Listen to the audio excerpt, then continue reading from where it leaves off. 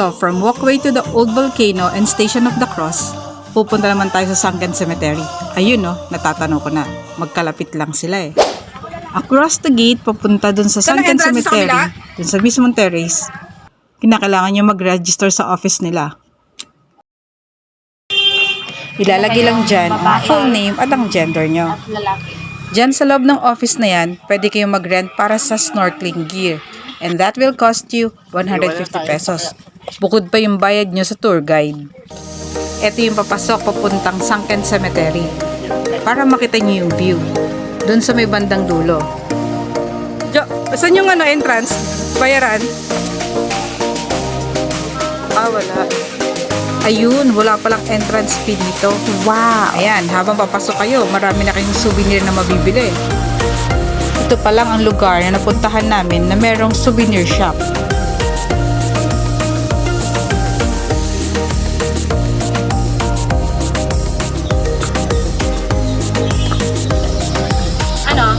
Nakabili na. Naku, ang daming ganun yun. Cute na ng soles. Ang cute na.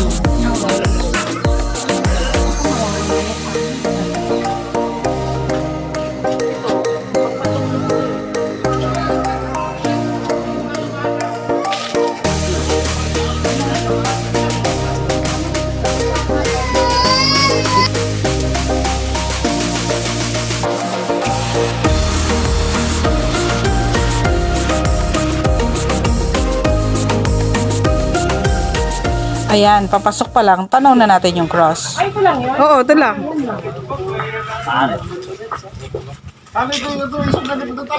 pwede mo magkabangka, ma'am? Hindi na kuya. Nakahabol kami oras. Picture mo na, ma'am. Para may souvenir kayo, ma'am.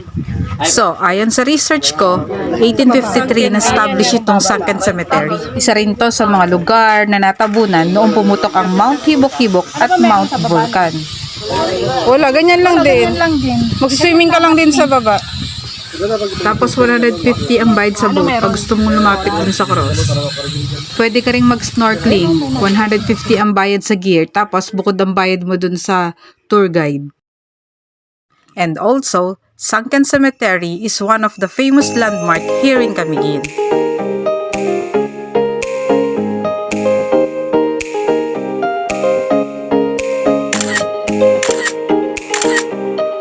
Next up, Old Spanish Church Ruins. Isa rin ito sa must-see pag nagpunta kayo rito. Magkano ba? Magkano? 50 pesos each. Ayun, 50 pesos ang entrance fee bawat isa. Sa 20 saan? Hindi, maliit na budget. Maliit na balot yun. Sige, tingnan natin. Ito, bakit? Wag na. Bakit? Wag na. Mayaman ka? Oo. Kala nyo lang hindi, pero pag laman na yung wallet ko, wala.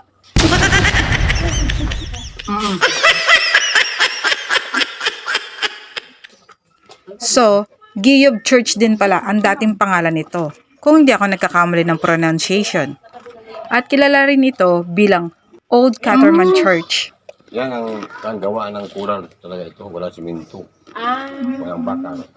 Walang ba? Ayun naman pala, sabi ni Kuya, gawa daw to sa corals at puro semento, walang bakal. Hindi rin. And it was the Spanish friars who constructed the church to serve as a place for spreading Christianity, according naman to my research. At pinreserve na rin ito para maging historical landmark. Saan po ang daanan? Kanan. Saan po kami nadaan doon? Sige po, thank you po. Picture mo na kayo naman. Bakit ba natabunan?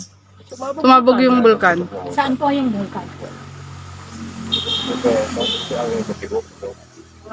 Ito po yung vulkan. Mount Vulcan yung pangalan ng volcano. Halos sabay palang pumutok ang Mount Vulcan at ang Mount Hibok-Hibok noon. Yan yung bulkan na sumabog. Kaya natabunan itong simbahan na to. Actually, ito yung tinutungtungan namin. Second floor na siya. Hindi lang basta natabunan ng simbahan na to. At pumatay ng napakaraming tao. Kaya napilitan din silang i-abandon ang lugar na to noon. Soda Water Pool. Sayang hindi kami nakapasok dito sa loob. Picture-picture lang sa labas. Ang entrance fee rito ay 75 pesos. Ang tubig daw sa pool na to ay lasang soda kasi galing daw to sa natural spring. Sayang, di ko natikman. Pag masyado yung isa. Ano yan, chocolate, tre? Ay, era? Tre? Oo, yung gata sa dahon na Pagkano kaya? Tignan natin yung ating silang specialty. Ito na, nasa kamay ko, hindi ko na nag-video ako eh. Oh. Ate, may tubig kayo? Meron po. Magkano po? Teka, hindi ako makapag... Yung malaki 40, yung maliit 20. Salamat. Teka lang po. Wala ako sa kotse. Tama na siguro. On our way to Tuasan Falls, tinigil kami ni Kuya dito. Tinuro niya sa amin yung Tres Marias Mountains, also known as the Triplets.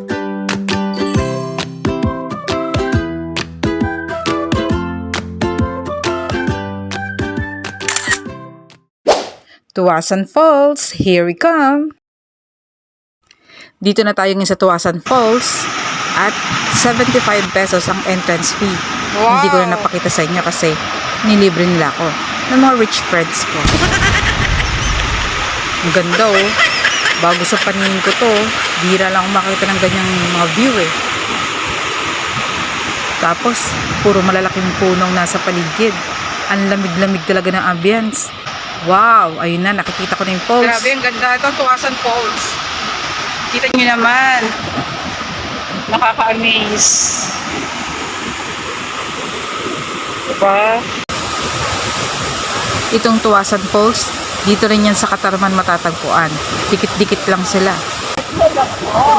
Ay, Joby, pa-picture kami. Ulo ako mo.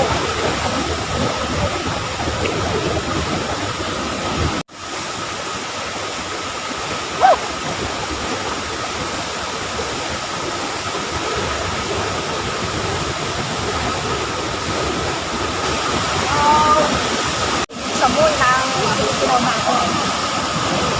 May picture mo na lang. Ikaw naman, ikaw naman. Huli, pero hindi kulong. Nag-enjoy talaga kami dito. Gusto pa sana namin magtagal, kaso nagmamadali nga kami para makapunta pa kami sa ibang mga tourist spots pa dito. Samantalahin na. Hindi namin alam kung kailan pa kami makakabalik dito. Tingnan nyo naman ang view. Ayoko pa talagang umalis.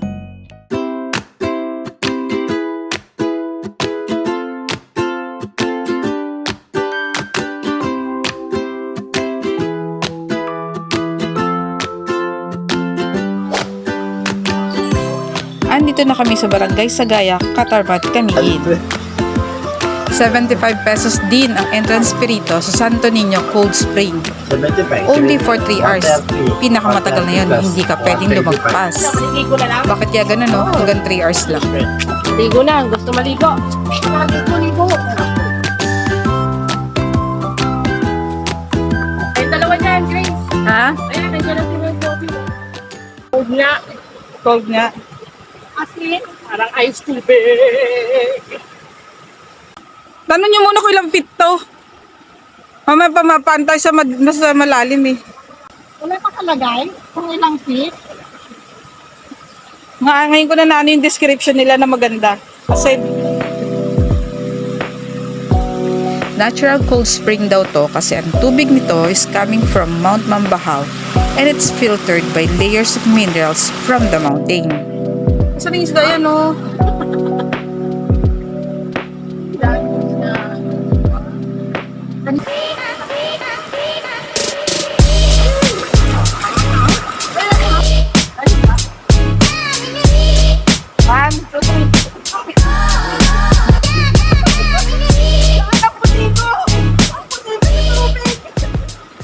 Tara na.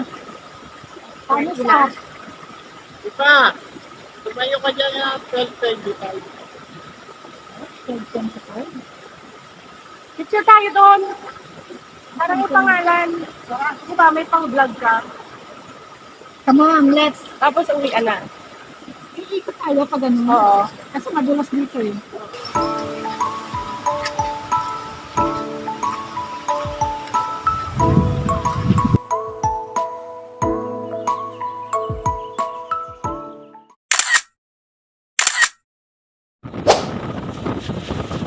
Eto na, papunta na kami sa Mantigi Island.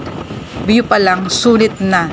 Kitang-kita mo ng sobrang linis nung kapaligiran at lalo na ng dagat. Nakikita ko na yung port, lalo ko na excite. Happy New Year, kuya! Signal nila. Sinignan, baka kasi may sasagasaan.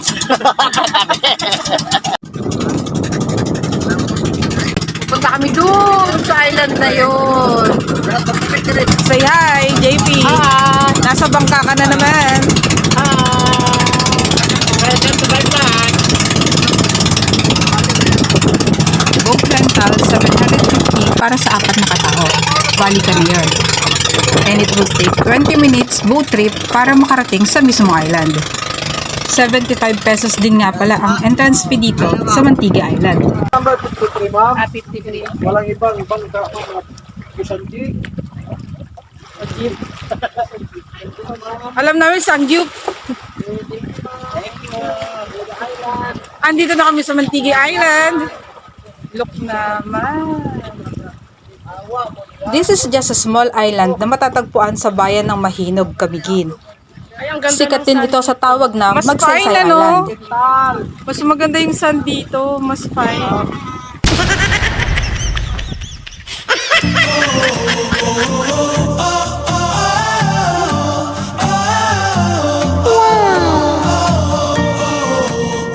Oo, mas maganda dito sa ano. Sa Mantigi Island. Ano yung green, no? Ganda.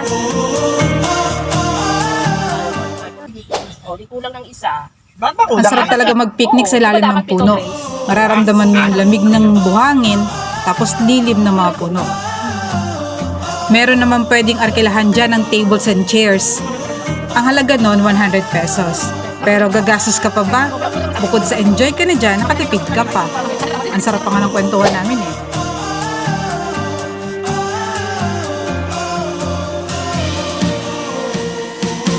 Nasa 4 hectares daw ang laki ng island na to.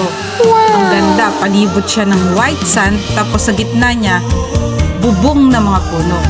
Ang ganda, kung may drone lang talaga, ang gandang tignan sa taas.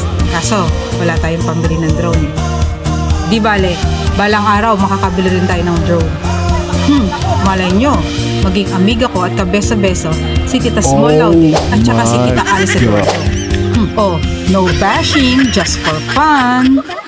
Sino ba talagang kinukunan ng picture? Parang si Joan yung nakapost eh. Hala, tawa ng tawa. Tinatangay ng alon si Granny Jobs. Lagyan ko kaya to ng angkor. Isa itong Mantigi Island sa mga gusto kong balikan lugar. Bukod sa nabitin ako, hanggang 3 hours lang kayo pwede magstay dyan. Tsaka kailangan naming habulin yung barko pabalik ng Cagayan de Oro. Bye, Camiguin! Till we meet again!